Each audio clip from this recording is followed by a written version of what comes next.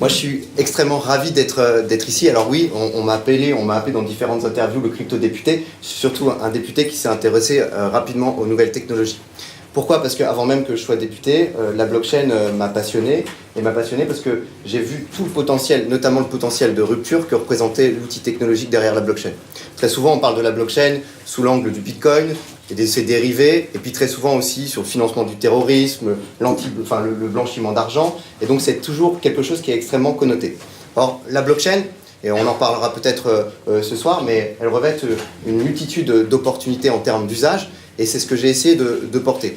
Je travaillais avec beaucoup de mes collègues parce que même si les générations ont suivi à l'Assemblée, en tout cas, on n'est pas prêt de reconduire les erreurs que nous avons pu faire sur Internet, avec clairement les années 2000 où on disait mais Internet c'est mort, il faut rester sur le Minitel. Je pense qu'aujourd'hui, il y a une vraie conscience finalement de ce qu'est l'outil numérique et du potentiel d'innovation et de croissance que ça représente pour finalement nos économies. Par ailleurs, et je suis très content aussi qu'on mélange finalement un autre secteur d'activité qui est le luxe, parce que je suis allé à Hong Kong l'autre jour et j'ai parlé de blockchain avec les différents ministres concernés, notamment le ministre du budget, le ministre des Finances, mais j'ai aussi parlé de luxe parce que je me suis rendu compte qu'à Hong Kong, 20% du PIB d'export français était finalement de l'activité de luxe. Et je crois que c'était aux alentours de 15%, c'était des sacs à main.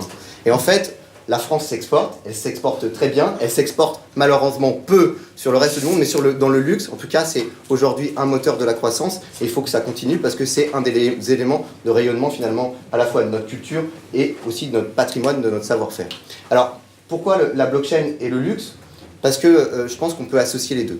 La blockchain, c'est la promesse de plusieurs choses. C'est la promesse de plus de sécurité dans les transactions, c'est la promesse de plus d'authenticité des produits et des labellisations. C'est la promesse, finalement, par son côté immuable, qu'on a une véritable traçabilité dans les échanges. Et donc, la blockchain va, à mon avis, impacter tous les secteurs. Alors, bien entendu, dans le premier d'entre eux, et c'est ce qu'on voit, le monde bancaire, le monde prudentiel, mais ça touchera à la fois l'activité du disque, l'activité numérique, finalement, dans la valorisation même de ce que peut être un morceau de musique. Ça pourra révolutionner aussi le financement d'Internet, en suppléant finalement la pub, mais ça aussi touchera des activités plutôt de retail, plutôt commerçantes, où on échange des différents objets, et donc notamment le monde du luxe. Ce qu'on a essayé de faire en tant que législateur, et là je reviens sur un angle un peu plus technique, consiste à dire, voilà, la blockchain est assez connotée, et donc ce que nous avons voulu faire, c'est lever les freins. Lever les freins à l'innovation, lever les freins parfois à ces côtés qui sont obscurs de la blockchain, au fait qu'il y avait des incertitudes pour les entrepreneurs, pour les acteurs qui innovaient en France. Et on a voulu faire de la France, mais aussi finalement de l'Europe, parce que je porte un message plutôt européen, moteur dans la blockchain. Parce qu'on a des pays, notamment les États-Unis, notamment la Chine, qui sont extrêmement restrictifs, mais ils ont commencé à investir massivement dans la blockchain, dans tous les secteurs, et on va avoir, je pense, dans les années prochaines, une vague d'innovation sur ces sujets qui toucheront tous les secteurs économiques. Et donc il faut que nous, Français, mais aussi acteurs européens, nous puissions avoir une avance dans la matière. Et donc on a travaillé sur le volet fiscal, sur le volet comptable, sur le volet réglementaire, avec notamment des superviseurs qui ont fait un gros boulot, et c'était pas dans leur ADN initialement, je tenais à le dire, parce que les superviseurs, habituellement, c'est plutôt la régulation, c'est plutôt la réglementation, et là ils sont plutôt dans une logique de contractualisation. Et donc j'ai eu face à moi, notamment l'autorité des marchés financiers, qui a fait un gros travail, qui continue à faire un travail d'instruction, notamment sur la question des ICO, mais aussi de labellisation des services qui sont dans la loi. Et ce travail va nous permettre finalement de sécuriser, mais aussi de valoriser les innovations françaises. Et donc, je suis extrêmement motivé, parce qu'on va devoir continuer à travailler sur le sujet, mais je suis extrêmement fier qu'on ait un modèle qui soit peut-être pas totalement exhaustif, mais qui finalement, aujourd'hui, est quasiment le plus abouti, à la fois à l'échelle de l'Europe, mais à l'échelle mondiale, parce que sur toutes les sphères, à la fois la sphère fiscale, mais aussi la sphère réglementaire, la sphère bancaire, on a apporté des réponses pour que nos entrepreneurs puissent innover dans le domaine. Donc voilà, cette aventure, elle va continuer parce qu'on ne sait pas trop là où ça va nous mener. La technologie, on n'en connaît pas encore les usages. J'ai coutume de dire que lorsqu'on a inventé le protocole SMTP, qui était la base finalement des échanges de mails, ou TCP/IP, qui permettait finalement de se connecter à Internet et d'échanger des paquets entre un acteur A et un acteur B de serveur, on ne s'imaginait pas qu'avec ce qu'on avait dans la poche, on aurait pu commander un Uber en bas de la rue. Et donc l'usage de la blockchain est aujourd'hui terriblement méconnu parce qu'on ne l'a pas encore inventé. Mais ce qu'il faut, c'est que vos activités, vos secteurs, eh bien, puissent se saisir aussi des opportunités. Et je ne le redirai jamais assez parce que ce n'est pas parfois en érigeant des barrières qui peuvent être plus simplistes à construire qu'on arrivera finalement à anticiper les mutations et les usages de demain. Et je pense que nos consommateurs, et vous le voyez notamment sur la question de la revente d'objets, occasions, etc., ils sont en attente aussi de traçabilité, d'authenticité. Et il faut que tout ce secteur-là aujourd'hui s'organise pour pouvoir à mon avis, promouvoir aussi des agents économiques qui soient forts en France et en Europe dans ce secteur-là, parce qu'il y a une attente, à mon avis, des clients, et donc il faudra l'anticiper. Donc mon message, il est plutôt, oui, la blockchain est un outil d'avenir. 2, le législateur, aujourd'hui, travaille sur le sujet, finalement, pour qu'on puisse innover sur cette technologie en France. Et 3, organisez-vous pour que vos secteurs, aujourd'hui, en fassent la promotion et que ce ne soit pas simplement les géants américains, les géants asiatiques, qui aujourd'hui trustent cette technologie, parce que, à mon sens, elle aura un impact déterminant dans les années futures. Voilà.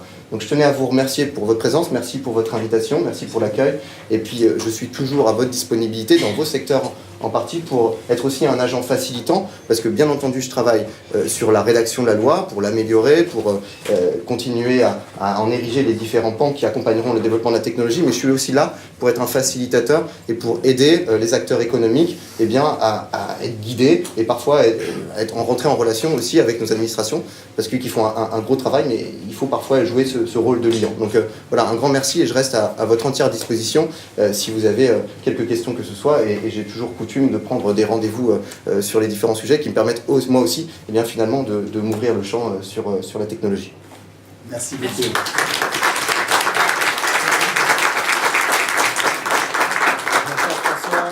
François-Pierre, merci beaucoup, merci pour votre accueil, merci de venir contribuer, de venir éclairer à quel point la France est en train de devenir un des meilleurs endroits au monde pour entreprendre et créer des projets sur cette technologie. Donc on est ravis de vous accueillir. Je vous demandais d'accueillir notre panel avec tout d'abord Nargis Benmerbachen qui travaille chez Nelly-Rodi, qui est la directrice digitale de Nelly-Rodi et qui va nous parler, je vais me mettre là, et puis voilà, et qui va nous parler tout à l'heure de la façon dont les consommateurs changent et en quoi on peut les accompagner. Claire, là-bas, qui est la CEO de Blockchain Partners, qui va nous aider à comprendre ce que c'est que la blockchain et à quoi ça sert et comment ça fonctionne. Guillaume Boileau, qui est le CEO de Vacheron Constantin, qui va nous dire ce qu'il essaie de régler comme problème avec cette technologie à l'intérieur de sa marque. Et puis Christian Georges, qui est un des cofondateurs d'Ariani, mais aussi un des cofondateurs de Vestiaire Collective, et qui va nous expliquer ce que cette technologie peut régler comme type de problème dans l'univers des marchés de seconde main du luxe. Donc on va démarrer avec les clients. Nargis, qu'est-ce qui change aujourd'hui dans les comportements des consommateurs? Qu'est-ce qui est différent et qu'est-ce qui sera peut-être plus jamais pareil? Ça, j'avais rajouté. Voilà, c'est une vaste question. Alors, tout d'abord, déjà, je voudrais vous remercier d'être tous aussi nombreux ce soir. Je suis très fière qu'on puisse accueillir cet événement à plusieurs titres. Déjà parce que, effectivement, au-delà de la visite qu'on fera, la petite histoire de ce lieu veut que aussi ce soit une ancienne manufacture de diamantaire. Donc je trouve que le pont est assez, enfin en tout cas l'anecdote est suffisamment intéressante pour être dite. Et je reprendrai aussi un peu quelques propos de Pierre Persson sur le fait qu'aujourd'hui on a effectivement une disruption technologique qu'on a sans doute sous-estimée à un certain niveau par les années passées, et qu'il y a un véritable sujet aujourd'hui sur la façon dont on doit intégrer cette disruption technologique, et c'est tout le combat que j'essaye de mener auprès des clients avec lesquels on est amené à collaborer. On va passer rapidement, je voulais vous représenter, mais on verra en live directement les lieux à l'étage juste après. Donc je ne vais pas vous refaire la présentation de Nelly-Rodi, mais je veux bien qu'on passe du coup les slides d'après. Souhait, merci. On va y arriver. Et la suite. Et on y va. C'est parti. Le contexte, en fait, il est véritablement aujourd'hui sur des nouvelles règles et un nouveau monde, finalement, qui a été disrupté par la technologie. Il y a 5 axes qui nous tiennent à cœur et qu'on avait envie de partager avec vous à l'occasion de cette soirée. À la fois le sujet de la désirabilité, et je pense qu'on est tous là et on est tous concernés par ce sujet de la singularité d'une marque et la façon dont on doit aujourd'hui faire preuve de créativité. À la fois le sujet de l'agilité, et la blockchain effectivement en est un levier, mais il y a un véritable sujet aujourd'hui sur la façon dont les acteurs traditionnels ont été bousculés par les DNVB, ces fameuses Digital Native Vertical Brands, et la façon dont aujourd'hui ces surdoués du commerce du digital ont réinventé la relation au consommateur et l'horizontalité via les réseaux sociaux. Un sujet d'engagement et de transparence, et véritablement ce soir le propos il va être axé sur la transparence, mais à la fois sur la façon dont les marques aujourd'hui et demain doivent mettre plus de sens et plus d'engagement sur la façon dont elles peuvent collaborer avec le consommateur, et ça va être clairement un prérequis, c'est-à-dire qu'aujourd'hui le sujet du digital il est clé, mais le sujet clé de demain et le prérequis c'est la transparence et l'accompagnement de cette transparence vis-à-vis du consommateur qui a une forte attente sur le sujet. Et puis évidemment ce sujet de l'expérientiel. Aujourd'hui je pense qu'on peut pas se passer d'une immersion, d'une expérience et de réinventer le retail au filtre effectivement aujourd'hui aussi du digital et de l'innovation. Donc pour répondre à ta question derrière sur le sujet, et là on peut passer au 6, ouais, merci. Il y a un questionnement qui est très intéressant sur la disruption technologique, et puis il y a surtout des indicateurs clés qui démontrent qu'aujourd'hui il faut pouvoir ne pas passer à côté. Il y a à la fois effectivement ces fameux millennials qui agacent tout le monde mais qui sont une réalité en termes d'usage par rapport à la technologie et au mobile, et qui ont effectivement se sont épris de ce mobile et qui l'ont voire greffé à la main. Donc ils ont effectivement bousculé la façon dont aujourd'hui ils peuvent avoir accès à l'information et certainement challenger des vendeurs et des vendeuses en magasin sur le niveau d'information qu'ils peuvent avoir. Et puis il y a une réalité aussi de chiffres. Les Chinois achèteront 40% des produits de luxe dans le monde en 2024, c'est un indicateur de BCG. Et aujourd'hui, 9 Chinois sur 10 sont équipés d'un smartphone. Et on aime à dire, enfin certains comme Alibaba aiment à dire que même le monsieur dans la rue qui fait de la musique, il est payé avec un smartphone. Donc je pense qu'il y a une réalité aussi d'usage qu'il ne faut pas négliger, et quand on est une marque de luxe, on a évidemment envie de s'exporter en Chine, voire on s'est déjà exporté en Chine. Il y a toute une réalité économique aussi en France avec certains flagships aujourd'hui qui ont ouvert, et je pense notamment à cette belle maison qui est Chanel, qui est ouverte sur la rue Saint-Honoré et qui est très intéressante. Je vous invite à aller voir leur boutique si vous ne l'avez pas encore fait. C'est véritablement un sujet, il y a un sujet sur les nouveaux usages. Voilà, donc on est aujourd'hui clairement sur un consommateur qui s'émancipe et qui a intégré cette technologie. Donc je pense que ça va effectivement dans le sens de notre propos de ce soir. Alors qu'est-ce qui motive aujourd'hui? C'est quoi les drivers de l'achat d'un produit de luxe dans cette nouvelle génération? Qu'est-ce qui drive vers la consommation, vers le choix?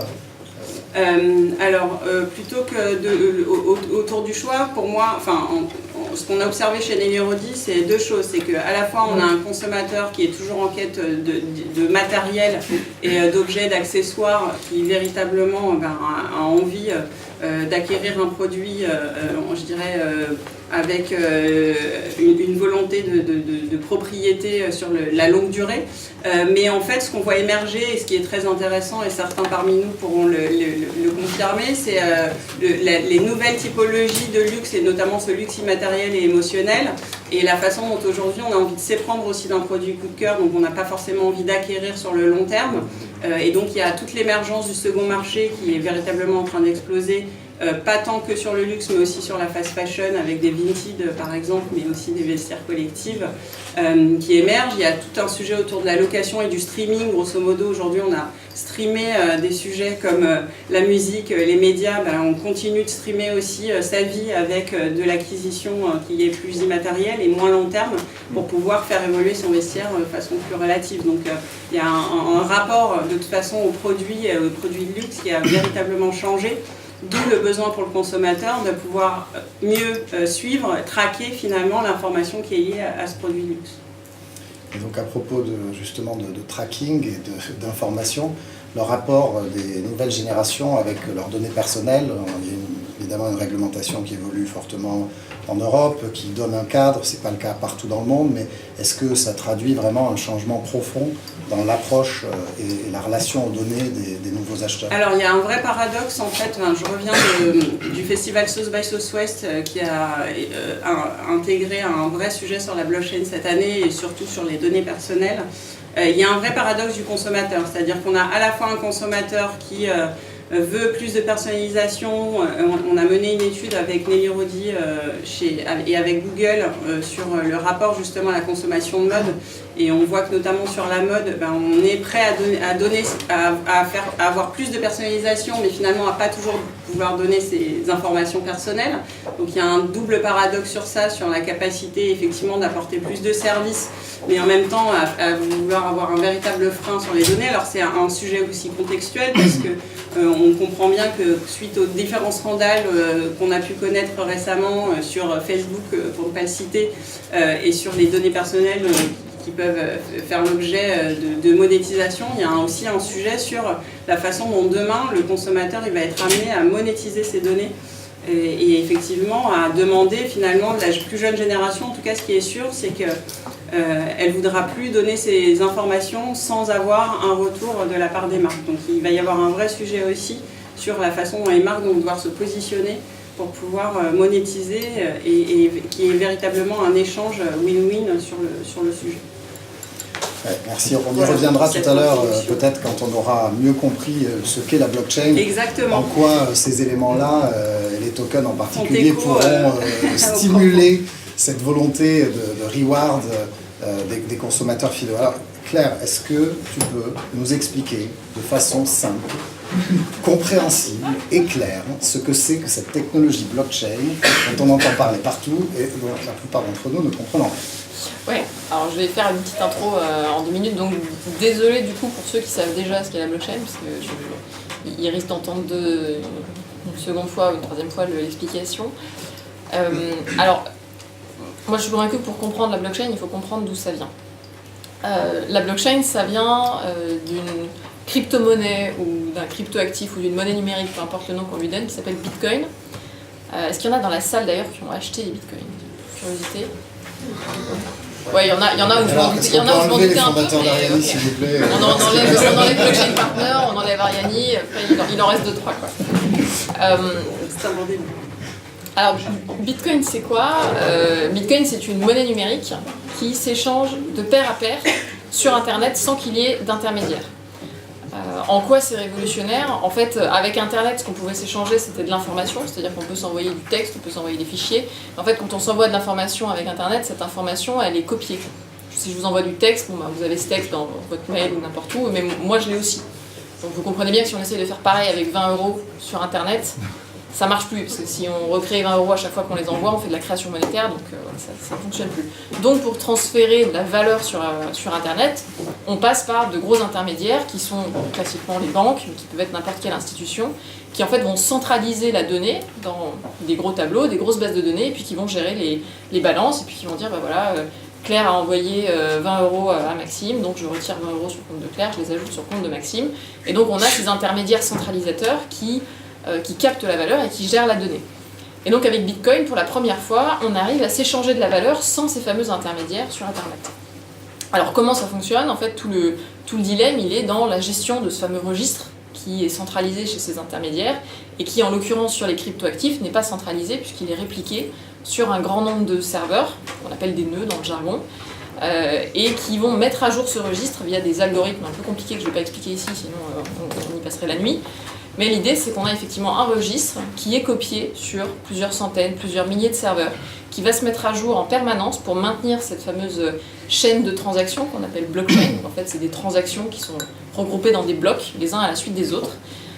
Et donc, ces fameux registres vont permettre de créer la confiance entre tous ces acteurs qui vont pouvoir s'envoyer de la valeur sur Internet sans qu'un intermédiaire ne contrôle véritablement ce qui s'y passe et puisse décider de censurer une transaction ou d'annuler quelque chose qui s'est passé. Et donc à partir de là, on comprend que déjà il y a plein d'applications dans tout ce qui concerne le transfert de valeur. Alors le transfert de valeur, ça peut être du Bitcoin, ça peut être de l'Ether pour la blockchain Ethereum, ça peut être n'importe quelle crypto-monnaie ou crypto-actif, mais ça peut être plein d'autres choses. Ça peut être des points de fidélité, ça peut être des droits de vote, ça peut être des actions d'une entreprise. Donc voilà, bon, déjà on a un champ d'application qui est relativement large et qui est souvent là où résident les applications les plus disruptives, puisque c'est ça la valeur originelle de la blockchain, c'est de permettre du transfert de valeur sans intermédiaire. Mais même au-delà de ça, en fait, quand on regarde la structure de ce registre, on se rend compte que ça permet en fait d'avoir une information qui est partagée entre différents acteurs, qui est transparente et qui va du coup permettre de créer de la confiance alors même qu'on ne se connaît pas tant que ça, ou alors même qu'on est dans une situation qui fait que naturellement on ne se ferait pas confiance parce qu'on a des intérêts qui sont divergents. Et c'est pour ça que typiquement on retrouve beaucoup d'applications du blockchain dans le domaine de la traçabilité, où finalement chacun des acteurs va détenir une copie de ce registre, et puis où tout va se mettre à jour en permanence de façon quasi automatique, et donc tout le monde va avoir la même version des faits, ça va permettre de prévenir les litiges par exemple, ça va permettre d'apporter une meilleure transparence sur toute la chaîne de valeur. Donc ça, c'est typiquement des applications qu'on voit aussi beaucoup, naturellement dans le luxe, mais sur plein d'autres secteurs où il y a des enjeux similaires, je pense à l'agroalimentaire par exemple. Alors justement, est-ce qu'on peut creuser un peu cette idée que des gens qui ont des intérêts divergents travaillent ensemble, et en quoi finalement cette technologie est particulièrement adaptée pour permettre à des gens qui sont concurrents et qui normalement ne se parlent pas, de faire quelque chose ensemble? Oui, alors c'est vrai que intuitivement, on n'a pas forcément envie de travailler avec ses concurrents parce qu'on se dit je vais partager de la donnée, c'est pas très naturel. Mais finalement, tout comme en 95, on se disait je vais pas mettre mes produits sur mon site web, sinon mes concurrents vont voir ce qui se passe, et donc je vais plutôt faire un intranet, je vais pas partager ma donnée. Mais finalement, on se rend compte que dans le monde d'aujourd'hui, on va de toute façon être amené à partager de plus en plus d'informations, et que ça va devenir nécessaire pour le consommateur d'avoir accès à un nombre croissant d'informations et d'éléments. Donc on s'oriente de toute façon vers un monde où il va falloir petit à petit apprendre à travailler avec des partenaires à qui on a envie de cacher des choses avant. Et en fait, cette technologie-là, elle est assez puissante. Pourquoi ? Parce que c'est pas une seule personne qui va détenir le registre et qui va avoir le pouvoir dessus. Alors je parlais de Bitcoin, il y a plein d'autres blockchains, je ne l'ai pas précisé, il y a plein d'autres blockchains qui sont ouvertes à tous. Vous pouvez aussi créer une blockchain qu'on dit privée. Alors privé, ça ne veut pas dire tout seul, parce que bon, faire sa petite blockchain tout seul, c'est bien pour expérimenter, ça marche bien au début, mais c'est vrai que dans une logique long terme, l'idée c'est plutôt d'arriver justement à avoir un écosystème, à partager des informations avec les autres. Et ce qui est intéressant, c'est que quand on partage une blockchain, qu'elle soit publique ou privée, avec d'autres acteurs, on n'est pas le seul possesseur, le seul détenteur de cette blockchain. C'est-à-dire que si on a une blockchain par exemple sur une supply chain dans le monde du luxe qui va tracer un produit de sa fabrication jusqu'à sa mise en magasin, et bien finalement chaque acteur va être responsable de ce qu'il inscrit dans la base de données, et il n'y a pas un des acteurs qui va pouvoir décider de falsifier à un moment donné ce qui s'est passé en amont parce que ça ne lui plaît pas trop ou parce que c'est pas très propre. On va vraiment avoir une gouvernance qui va être plus décentralisée qu'avant, et donc le consommateur va avoir une meilleure garantie de ce qui s'est passé sur l'ensemble de la chaîne de valeur. Et il y a aussi un élément, je trouve, qui est intéressant, c'est l'idée que puisque tout le monde a des intérêts divergents, on est bien d'accord que personne ne va s'entendre pour modifier suffisamment l'ensemble et l'altérer. En fait, ce qui pourrait être dangereux, c'est d'avoir des gens qui peuvent s'entendre entre eux et qui donc enlèvent de la confiance. Bien sûr, mais ça j'ai envie de dire, c'est possible partout. On peut avoir des cartels, mais ça c'est un problème qui est indépendant de la blockchain. Effectivement, s'il y a des choses illégales ou non éthiques qui se passent, ça peut arriver n'importe où, n'importe comment, donc c'est jamais impossible, mais ça reste peu probable, étant donné qu'il y a des intérêts divergents, et qu'a priori, s'il y a suffisamment d'acteurs, ça devient un peu compliqué de tous se mettre d'accord pour falsifier ce qui s'est passé. La décentralisation, concrètement, qu'est-ce que ça veut dire, la décentralisation d'un système d'information? On parle beaucoup avec cette technologie de ce terme-là. Tu peux nous expliquer ce que ça veut dire concrètement? Alors déjà, ça veut dire accepter de partager certaines informations. Déjà, on l'a dit, ça veut dire qu'on accepte que certaines informations qu'on va rentrer dans notre système vont être visibles de certains partenaires avec qui on partage justement ces données. Ensuite, ça veut dire que certaines données qu'on récupérera dans notre système d'information, dans notre blockchain, ne viendront pas de nous, mais viendront aussi de certains partenaires, et qu'on n'aura pas le pouvoir de changer ces données. C'est-à-dire que si je récupère de certains partenaires que finalement ces sacs à main-là sont arrivés d'un endroit A à un endroit B, et que c'est dans mon système d'information, et que c'est en fait dans la blockchain, qu'elle soit privée ou publique, je ne peux pas tout seul décider d'enlever ça parce que ça ne me plaît pas. Donc effectivement, ça sous-entend une petite perte de contrôle de ce qui se passe dans son système d'information. Et ça, c'est vrai que c'est pas tout à fait naturel et intuitif pour les DSI d'aujourd'hui, mais c'est tout à fait naturel dans la logique blockchain et dans une logique généralement plus ouverte et plus transparente pour le consommateur. Merci beaucoup. Donc, j'espère que ça clarifie un petit peu et que ça donne à chacun la possibilité de comprendre ce qu'est cette technologie. Bon, maintenant, je vais demander à Guillaume de nous expliquer. Donc, Guillaume, CEO de Vacheron Constantin. Qu'est-ce qui t'a amené, en gestionnaire que tu es des opérations d'une maison d'horlogerie, à t'intéresser à cette question de la blockchain? Qu'est-ce qui a amené ton regard sur ce sujet? Alors c'est pas déjà merci beaucoup pour l'invitation, parce qu'on parlait de Paris tout à l'heure. Je viens de Genève et c'est un monde où la blockchain, la crypto-monnaie, la Suisse est aussi, je pense, relativement en avance. Et donc c'est une des raisons aussi pourquoi on a travaillé sur le sujet au sein du groupe. Moi j'ai commencé à toucher à la blockchain en 2010-2011, il y a très longtemps. Je regardais ça un peu de loin.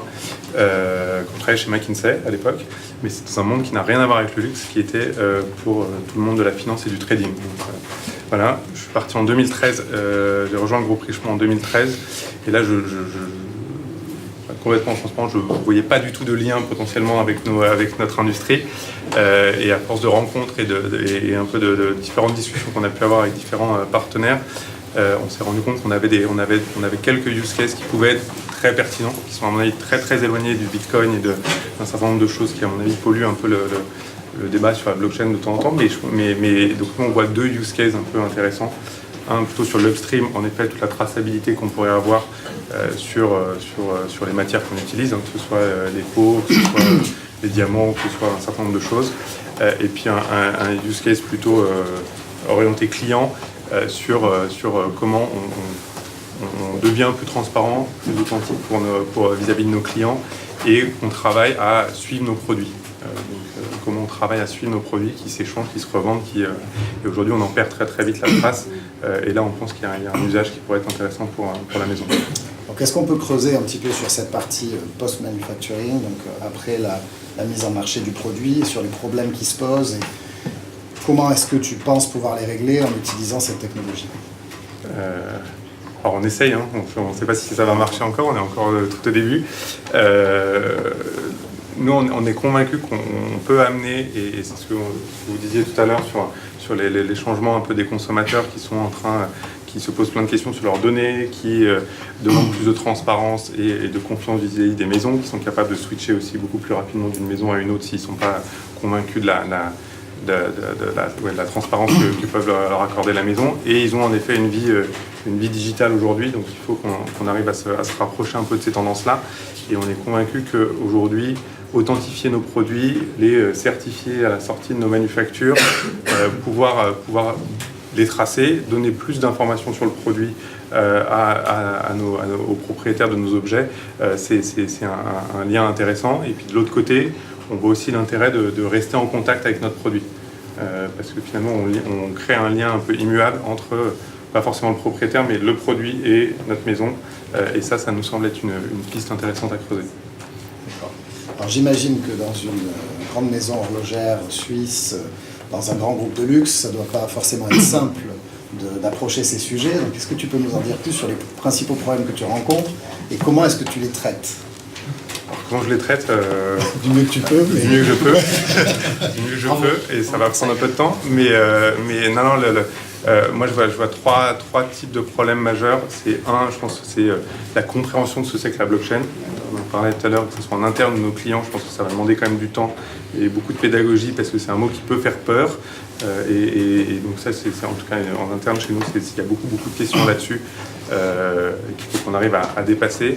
Je pense qu'il y a un vrai enjeu, pas forcément pour la maison Vacheron Constantin, mais pour le luxe en général, de bien comprendre le concept de décentralisation et de se dire que on doit tous, à mon avis, agir conjointement avec un même protocole, qui soit A ou B, mais avec un même protocole pour servir le client, et pas se dire on essaie de tous notre histoire l'un à côté des autres. Et je pense que ça, c'est un vrai sujet de fond aussi, qui dépasse un peu Vacheron, mais qui est important, parce que je pense que si Vacheron fait tout seul son travail, ça aura à peu près aucun intérêt pour le client. Et puis après, il y a un vrai enjeu, je pense, autour de toutes les blockchains, de tous les protocoles qui peuvent exister, de gouvernance de ce système-là. Et ça, je pense que c'est un vrai enjeu de bien comprendre ça, pour que les maisons restent quand même aussi propriétaires de leurs objets, de la manière dont ils veulent opérer, et donc de bien comprendre ce qu'il y a derrière tout ça. C'est un sujet intéressant.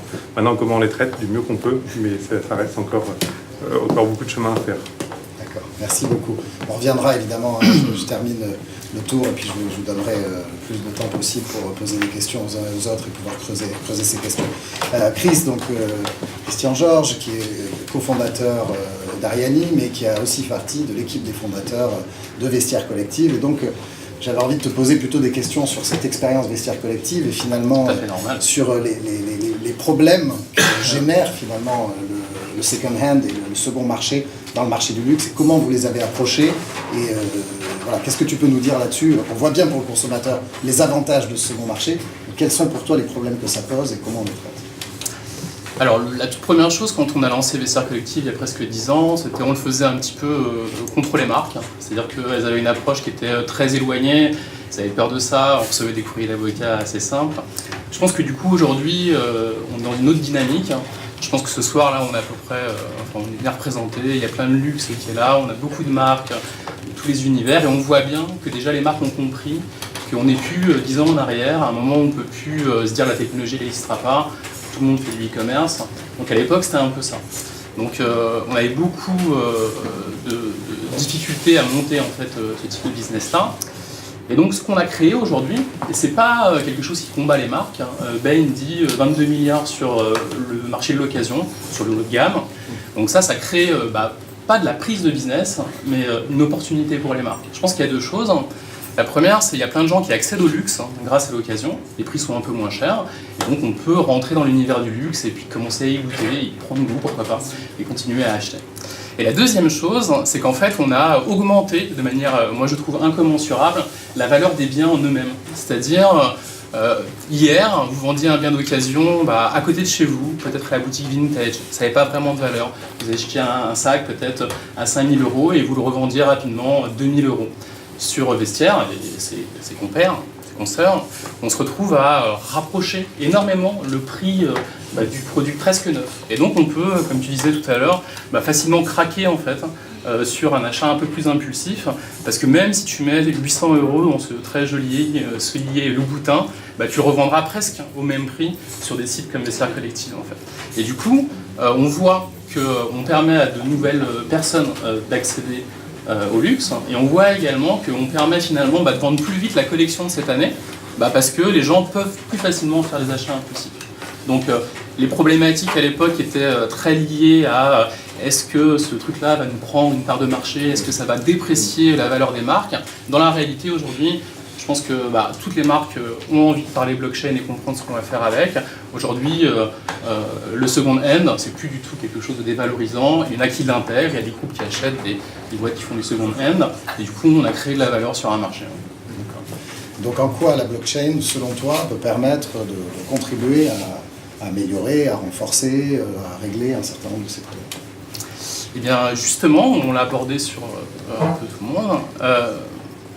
On est arrivé, notamment avec Ariani, à prendre une idée assez simple, qui était de dire que le certificat digital, il va pouvoir représenter un acte d'authenticité pour les biens.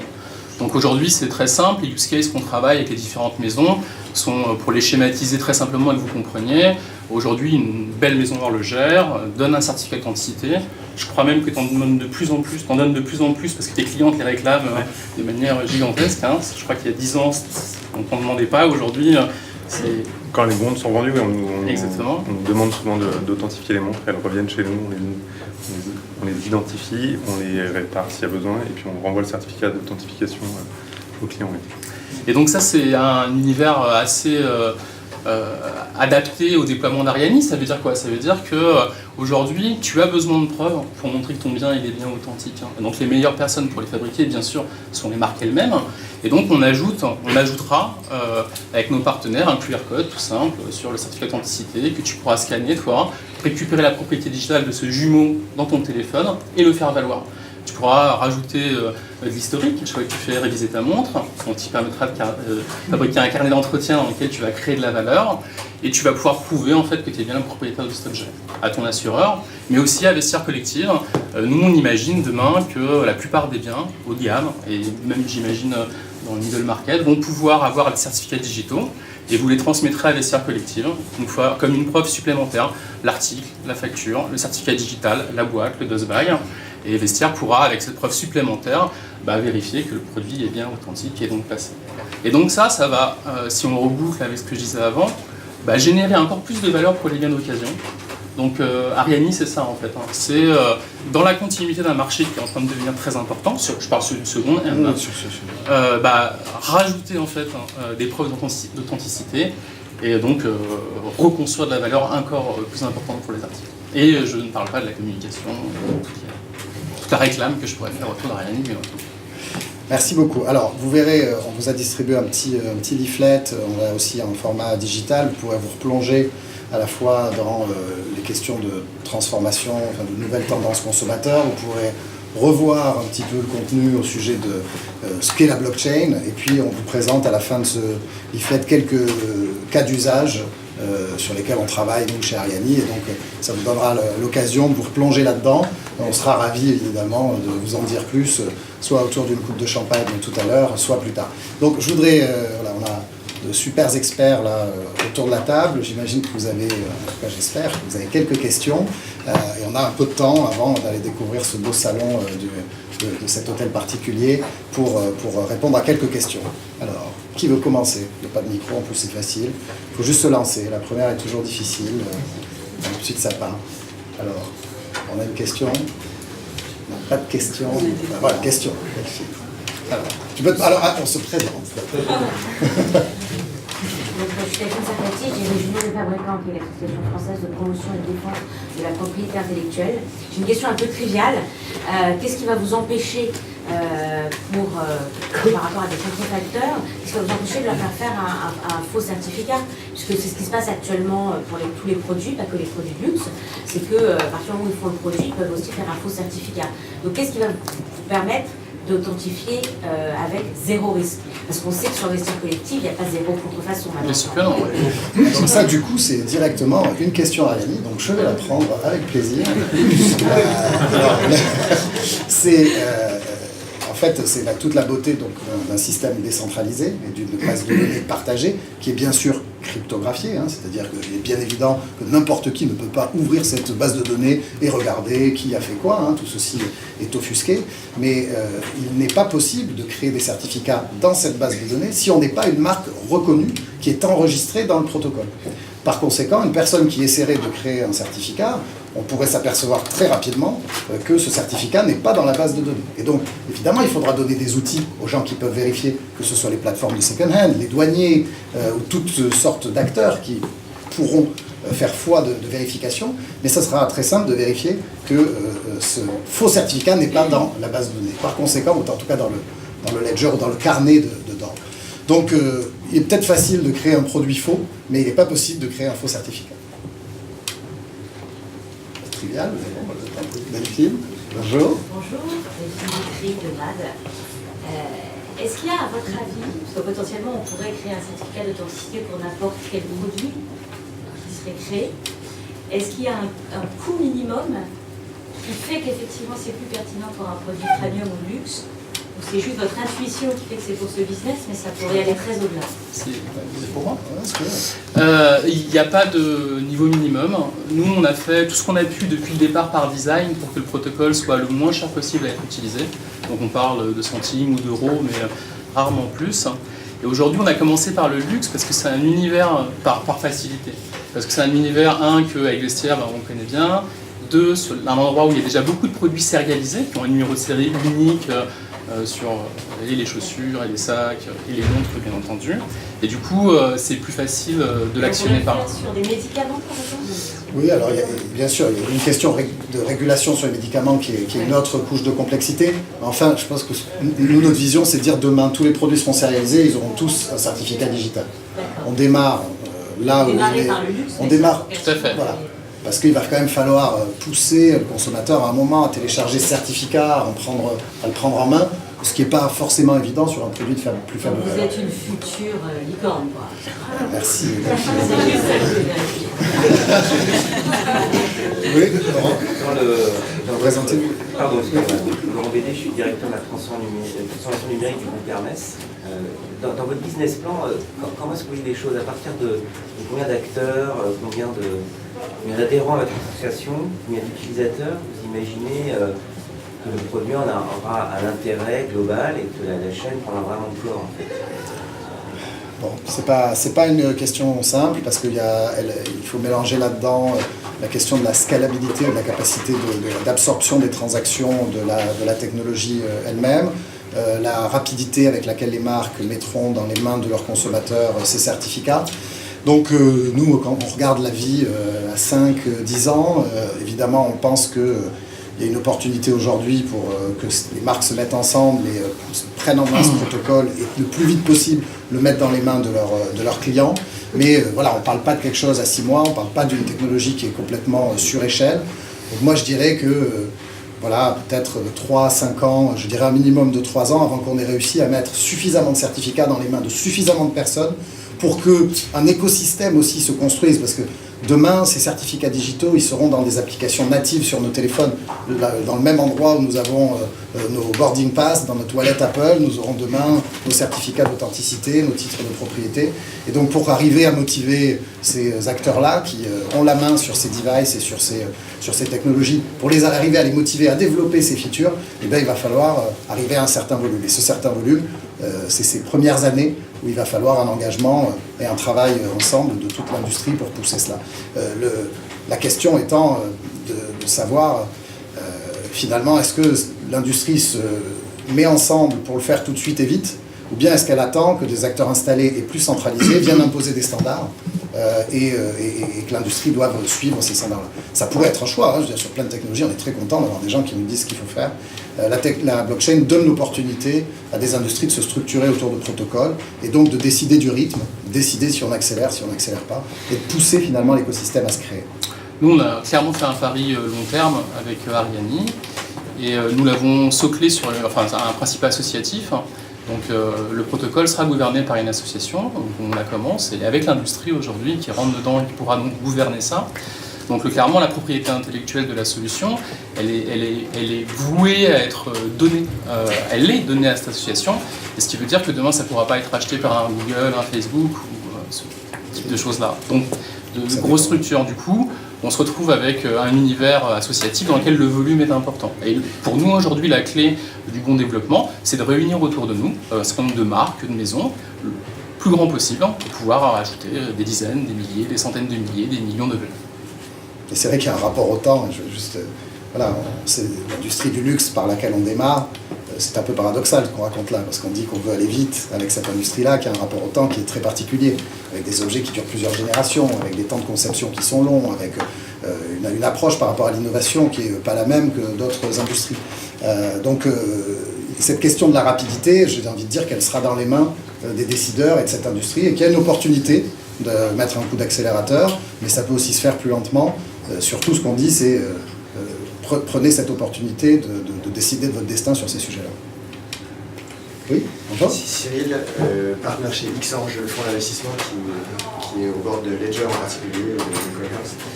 C'est une question plutôt pour Guillaume, pour le client. Quel modèle économique vous conviendrait le mieux si on oubliait qu'Ariani est dans cette pièce? Alors, Quand vous parlez de modèle économique, c'est...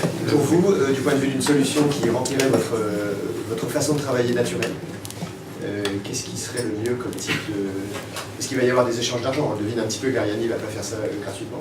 Oui, bien sûr. Comment ce serait le mieux structuré pour vous en tant que client?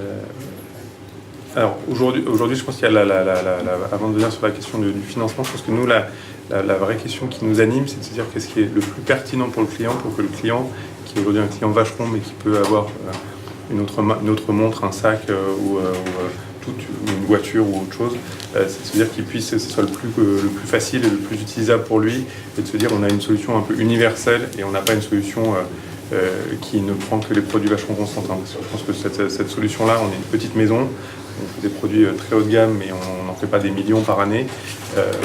C'est assez inutile pour le client. Donc nous, on voit d'abord l'angle de se dire qu'est-ce qui est pertinent pour le client, c'est de se dire on a un système qui doit s'ouvrir plus largement, que ce soit pour les marques du groupe Richemont, parce que c'est vachement un groupe Richemont, ou que ce soit à d'autres univers du luxe, pour que ce soit pertinent et utilisable pour nos clients qui sont consommateurs de plein d'autres maisons et pas que Vacheron Constantin.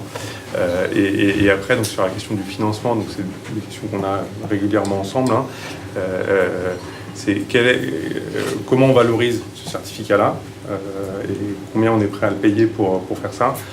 Aujourd'hui, on a un certificat papier, on a un passeport qui sert de certificat pour nos montres, avec toutes les contraintes du papier, qui a un certain coût qu'on accepte de payer. Donc, la limite qu'on s'est mis peut-être un peu basiquement pour démarrer, c'est qu'on ne voulait pas dépasser ce prix-là. Et c'est un coût qu'on acceptait de supporter aujourd'hui. Si c'est un coût qu'on arrive à renverser ailleurs et avoir plus de facilité pour le client, ça nous semble être efficace. Poursuivre juste une seconde, du coup le papier ça se paye une seule fois. Ouais. Et c'est comme ça que vous souhaiteriez avancer? Alors aujourd'hui la solution c'est nous qui allons payer le certificat, oui, et le client sera gratuit pour lui. D'accord. Ça doit être le plus simple possible au client. Et de la même manière, la création d'un certificat ne se paiera qu'une seule fois. Parce que monsieur, allez-y. Je voudrais savoir si vous voyez plus de potentiel dans votre modèle économique dans le marché donc existant, le second marché, ou plus dans les nouvelles montres. Est-ce qu'il y a une... Alors c'est une vraie bonne question. Je pense que les deux ont un intérêt. Ce que je disais tout à l'heure, c'est surtout qu'on puisse parler avec le propriétaire de la montre, indépendamment de si c'est pour vendre une première main ou une seconde main. C'est plutôt de se dire comment on peut garder le contact avec le propriétaire de la montre à un instant T. Et c'est plutôt ça qui nous a drivé, plutôt que de se dire on a un business plus important à droite ou à gauche. C'est plutôt de garder le contact avec le propriétaire actuel de la montre. Je vous propose, si vous le souhaitez, une dernière question, et ensuite on va continuer les échanges dans le magnifique salon là-haut et avec une petite coupe de champagne. On a une dernière question? Oui. Alors on aura deux. Ouais. Laurent Grosjean, je dirige une marque de vêtements qui s'appelle Cerruti. J'ai passé pas mal de temps dans le luxe. Donc j'ai une question, je trouve c'est très intéressant comme technologie, mais il y a juste une chose que je ne comprends pas. C'est si dans la vie du produit, les différents propriétaires modifient le produit, le customise, le modifie, intentionnellement, parfois pour mélanger du faux avec du vrai. Comment ça peut être tracé? Parce que vous avez d'une part un certificat qui authentifie le produit, mais on n'est jamais sûr à 100% que quand le produit est passé entre les mains de 3 ou 4 propriétaires, que la lunette de la montre Chanel pavé joaillerie finalement a été changée, n'est pas des vrais diamants, mais des... Vous voyez ce que je veux dire? Alors, je fais une ébauche de réponse, puisqu'on est encore dans le process de réflexion autour des sujets, hein, donc on n'a pas forcément toutes les réponses, mais déjà sur nos montres, on a plusieurs numéros de série. C'est-à-dire que le certificat digital et la montre seront liés à différents endroits. Donc c'est-à-dire que si on doit la vérifier à un moment, on aura plusieurs points de contrôle possibles. Donc ça c'est un premier élément. Il n'en reste pas moins que le monde physique et le monde digital, ça reste la difficulté. Hein, donc créer le lien entre les deux reste la difficulté majeure d'un certificat digital, comme tout asset digital quand on veut le lier à un monde physique. Donc on n'évitera pas tout. Par contre, si la montre nous revient, on pourra. Donc il y a forcément un contrôle physique, un contrôle technique. Alors il y a des choses simples. Déjà dans le certificat, il y aura quand même une photo du produit et différents éléments donnant de l'information sur le produit. Donc s'ils ont changé la couleur du cadran, s'il était blanc et qu'il est rouge, le certificat... C'est beaucoup plus sur noir. Mais j'entends si la lunette a changé, si les diamants ont changé. Voilà. Ça pour moi c'est pas la blockchain qui résolvera ce point-là.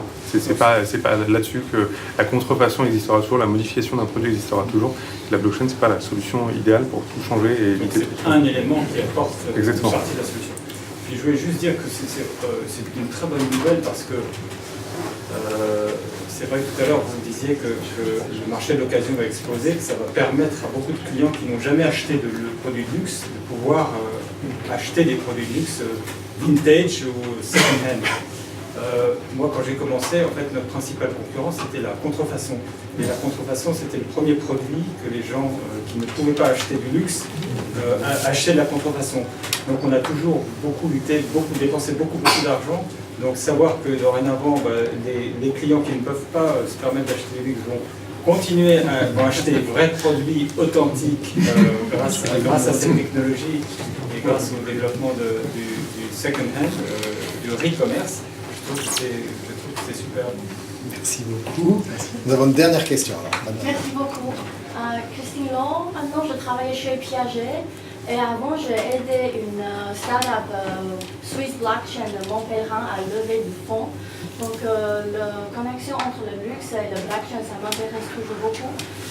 Et parlant de ça, je suis toujours très curieuse de savoir, à part de l'authenticité et des certificats, est-ce que vous voyez pour un grand groupe de luxe comme Richemont d'accepter le paiement en crypto dans un avenir très prochement? Alors là, je vais malheureusement répondre à une question où je ne sais pas. Là, moi, je travaille vraiment sur la partie authentification. Je suis incapable de vous répondre, donc je ne peux pas vous dire oui ou non, parce que j'en suis incapable. Du coup, je vais retourner la question à la salle. S'il y a quelqu'un d'un autre groupe qui a envie de nous dire s'il travaille là-dessus, vous pouvez nous le dire. Oui. Dans la maison LVMH, il y a une marque, une maison de montres qui effectivement produit une édition spéciale, c'est pas un secret, vous pouvez regarder sur internet, pour les gens du Bitcoin. Achetable uniquement en Bitcoin, avec la transaction enregistrée et gravée autour de... Voilà, un premier cas. Voilà, un très grand merci. On va bien sûr continuer cette conversation là-haut avec une petite coupe de champagne.